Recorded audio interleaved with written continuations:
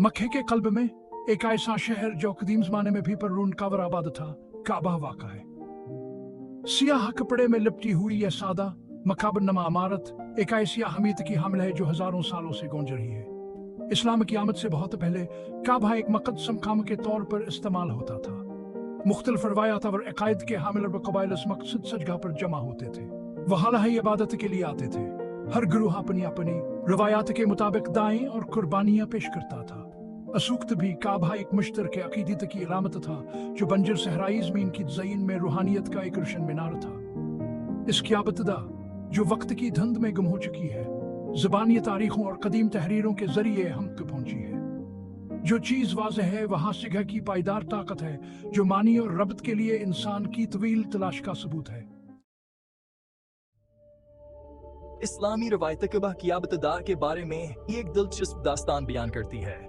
इस कहानी में हजरत इब्राहीम अलैहिस्सलाम का जिक्र नुमाया तौर पर मिलता है, जिन्हें इस्लाम, ईसाईयत और यहूदियत में नबी के तौर पर माना जाता है। कहा जाता है कि हजरत इब्राहीम अलैहिस्सलाम ने अपने बेटे हजरत इस्माइल अलैहिस्सलाम के साथ मिलकर काबा की तमीरा एक सच्चे खुदा की गवाही कर की थी। खुदा के हुक्म की पैरवी करते हुए उन्होंने इबादत के इस घर को अल्लाह ताला के लिए वक्फ करते हुए काबा की बुनियादी दीवारें खड़ी की। इस अमल ने तौहीद की अलामत के तौर पर काबा की जगह को मुस्तहकम किया।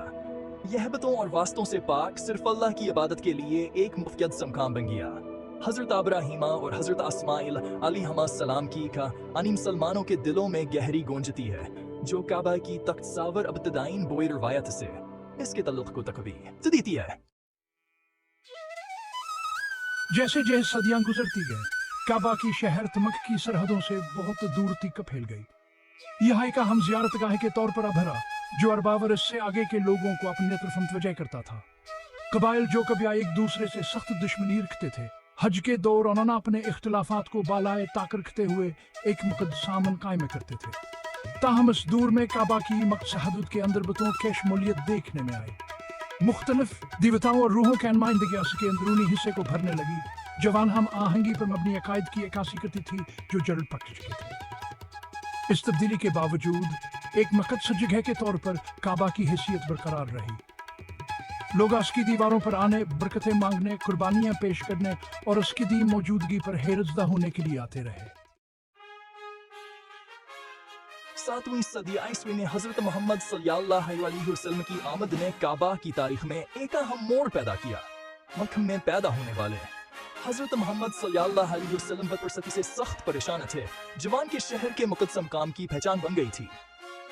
जवान ही अपना अलहामी सहीफा कुरान मजीद मला तवास्मी एक वाज़ह पैगाम था, काबा को साफ किया जाए और इसे हजरत इब्राहीम अलैहिस्सलाम की खालसत वहद की तरफ वापस लाया जाए।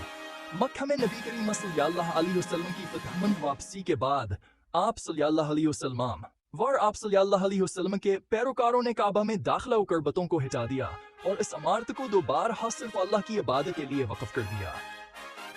यह वाक़ा फतह मक्का के नाम से जाना जाता है, जिसने काबा की तारीख में एक फैसला कुन तब्दीली की निशानदही की। यानी कायम होने वाली मुसलमान मक्का मरकज़ बन गया। इसकी अहमियत असल उनके असूलों में शामिल हो गई। काबा अपनी तवील तारीख में कई तज़ीन व आराइश और तामीरात से गुजरा है। सैलाब जैसी कुदरती आफात के बायस मरम्मत की जरूरत पेश आई है, जबकि हिक्मरानों और खुलफा ने अक्सर इसकी साख्त को बेहतर बनाने और इसे वसत देने की कोशिश की है। सबसे अहम तब्दीलियों में से एक काबा को किस्वा यानी कुरान की आयत से मजीद स्याह रेशमी कपड़े से ढांपना था। ये अमल जो आज भी जारी है, काबा की तक़द्दुस की इलामत है और इस्लामी अकीदे की एक ताकतवर बसरी याद दहानी का काम करता है। इन तब्दीलियों के बावजूद काबा का बुनियादी जौहर, अल्लाह का घर और इत्तेहाद की अलामत के तौर पर इसका किरदार मुस्तकिल रहा है।